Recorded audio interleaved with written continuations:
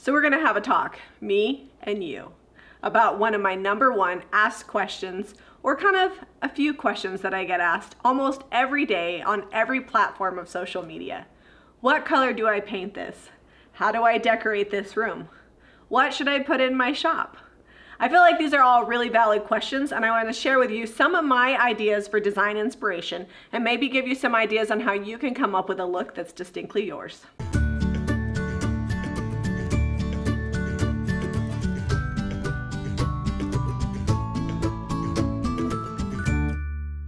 So when Zeb and I first got married, our house was very country, but the colors were a little bit different. But the basis was the same, like chippy distressed furniture, white and bright, lots of really big fat trim. I dreamed of white cabinets, although we never had them.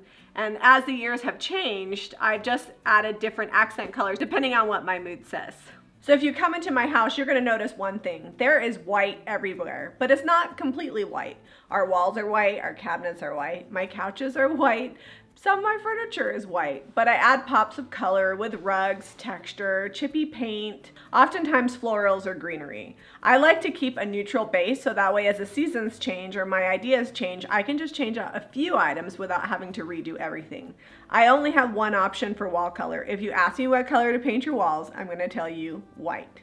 My entire house is painted white. When I was a little girl, my dad always said, you should paint every room white. And I used to think that was boring. But now that I have a home of my own, I love the simplicity and the cleanness of it all. I also love that if I need to touch up any of my walls, I only have to get to one can of paint and it works everywhere that I need touch up. It reflects light well and it's a great backdrop to any design that you choose.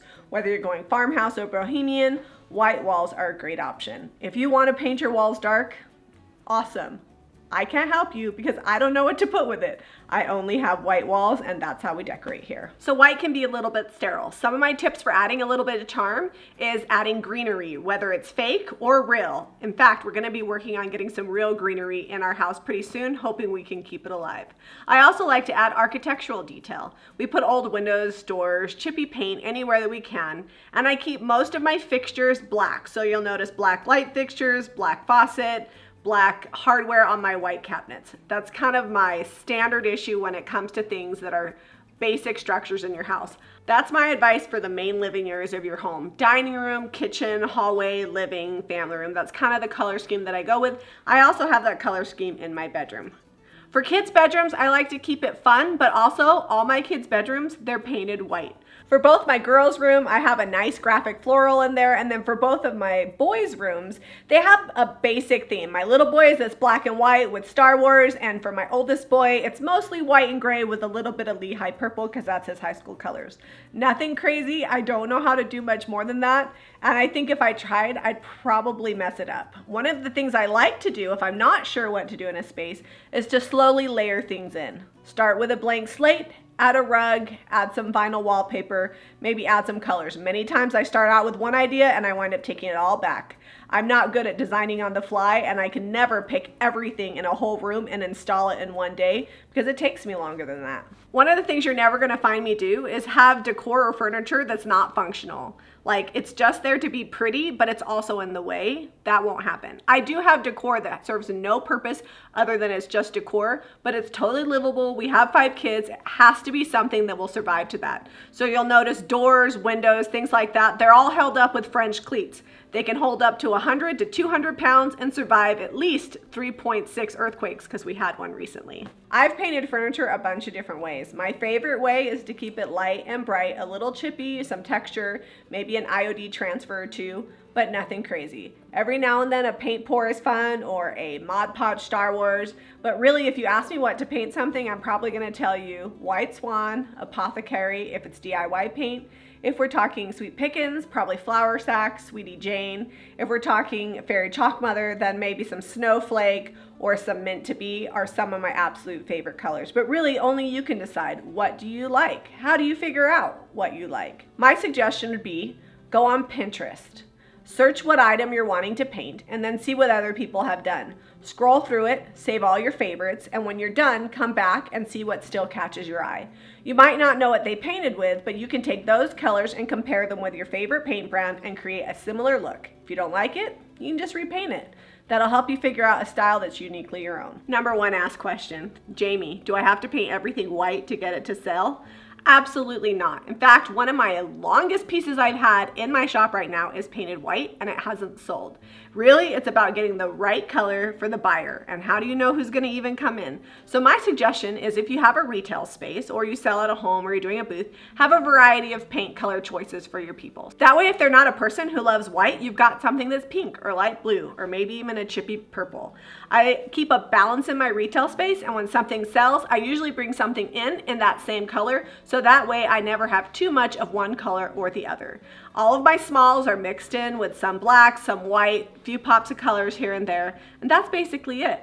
When I'm looking to add some neutral wood tones, I usually go with like a brownish gray, and I like to spread that throughout my home as well as in my retail space. It's really important that you add some natural wood tones, even if you have lots of painted furniture. It gives some relief for the eye and adds a natural element that you can't get any other way. Red and yellow wood tones are definitely out. In fact, for the last 18 years that I've been decorating a home that I live in, I've never liked those tones. So I like to keep it either dark, like a Jacobean, which is always a very classic look, even though it's not quite as popular now, or a medium toned gray to really white wood.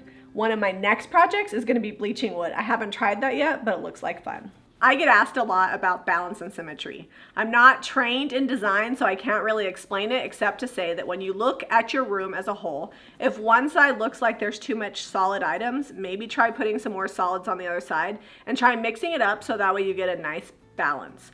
Also, make sure that you leave some areas for your eye to rest. If your house is overly cluttered or there's too many items, nobody will notice the beautiful things that you have. Same thing in your retail space. Make sure it doesn't look so cluttered that they don't want to buy anything because they feel like if they buy it, then their house is going to be cluttered too.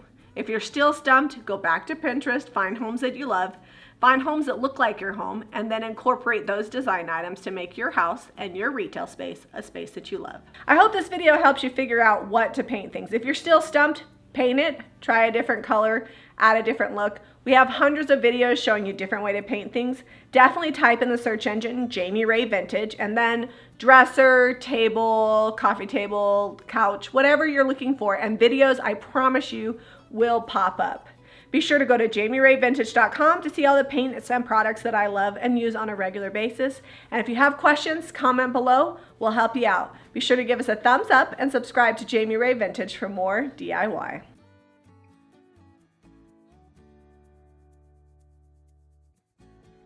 Hit the subscribe button.